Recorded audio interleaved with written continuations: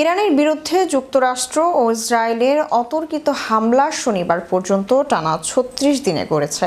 দেশ দুইটির যৌথ হামলায় ইরানে বহু হতাহত ও ক্ষয়ক্ষতি হয়েছে বলে বিভিন্ন আন্তর্জাতিক মিডিয়ার খবরে বলা হয়েছে। অন্যদিকে ইরানও পাল্টা হামলা চালিয়ে যাচ্ছে। ইরান যুদ্ধে যুক্তরাষ্ট্র এখন পর্যন্ত অন্তত ৭টি যুদ্ধবিমান হারিয়েছে। গতকাল শুক্রবারই ইরানের আকাশসীমায় যুক্তরাষ্ট্রের বিমান বাহিনীর F-15 এবং A-10 যুদ্ধবিমান বিধ্বস্ত হয়েছে। এর আগে গত ২ মার্চ কুয়েতের আকাশ প্রতিরক্ষা ব্যবস্থা ভুলে ৩টি মার্কিন F-15E যুদ্ধবিমান ভূপাতিত করে। সেই সময় ৬ জন ক্রু নিরাপদে বের হতে সক্ষম হন।